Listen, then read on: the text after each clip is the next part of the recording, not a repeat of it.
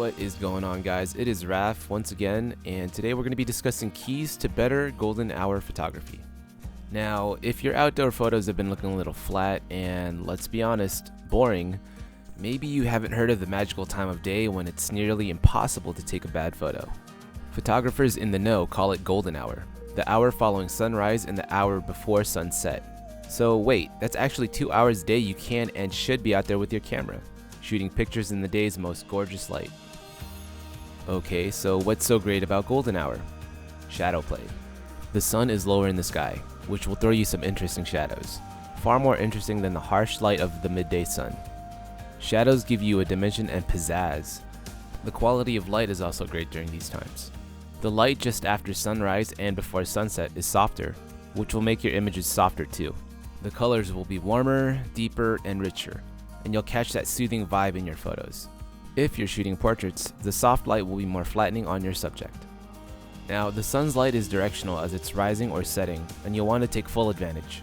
Move around or move your subject around to snap a picture that's backlit by the sun. Try lighting your subject from the side. Let the sun shine directly on your subject and see what you think. Grab a reflector to bounce the light around a bit, creating some nice soft fill lighting. You have more options when the sun throws light in a particular direction, not beating down on the top of your head. More choices equals more creativity.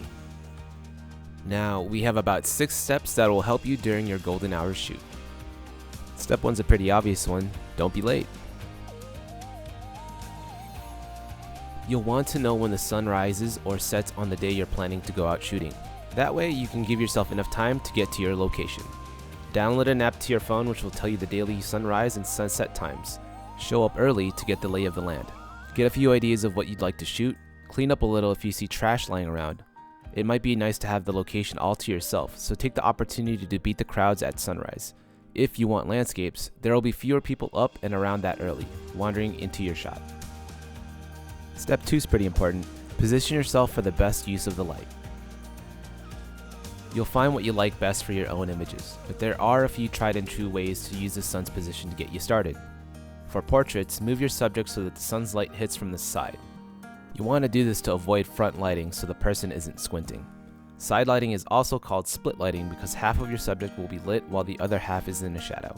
The result is a more dramatic and dynamic image.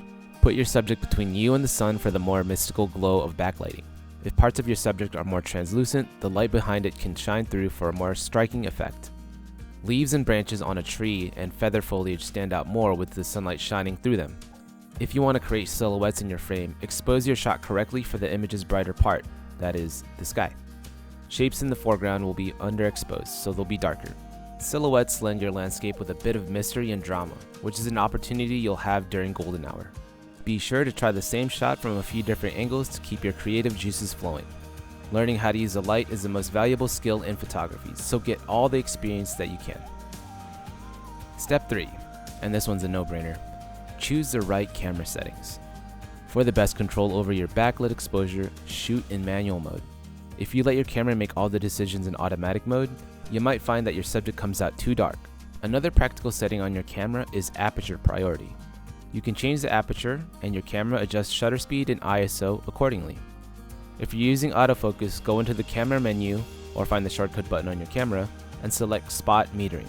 That way the camera will expose the focal point of your image correctly. Remember that portraits with a single subject are often best when shot with a low aperture, like f2.8 or lower. If you're shooting more than one person, use a narrow aperture to ensure all faces are in focus. If you're shooting at sunset, bump up the ISO a bit as the light decreases so you can continue shooting in aperture priority. Step 4. Choose your shadows carefully. When you're shooting a portrait, avoid unflattening shadows on your subject's face. Any light coming from above your subject will create dark shadows under and around their eyes. When you're shooting the landscape, shadows can add depth, texture, and detail to your image. Remember to be mindful of your own shadow when the sun is behind you. You might not want that in your image. Shadows can give a cooler contrast to the warmer reds, oranges, and yellows of golden hour. Have fun with them. Of course, you gotta have some fun while you're taking photos. So step 5, capture that cool starburst effect. Give your photos an otherworldly spark with this optical trick. Here's how you do it. Shoot with a high aperture, something like a f16 or f22 if possible. Change the shutter speed and ISO for a good exposure, But don't stop there. You'll ultimately want to underexpose the image by about 2 stops. You don't want too much light in your photo.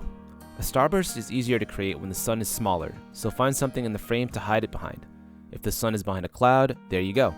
Wait for it to peek out just a little. And lastly, the quintessential one right here, step 6, don't let a good sunrise or sunset slip away.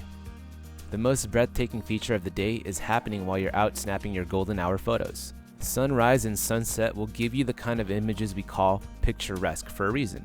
You're going to want to revisit these scenes of natural beauty in your pictures time and time again. Getting up early in the morning has never been more worth it, and that's all there is to it. Golden hour is a not-so-secret secret to great photography for beginners and professionals alike. And once again, this is Raf from B&C Camera. Thanks again for checking out our video.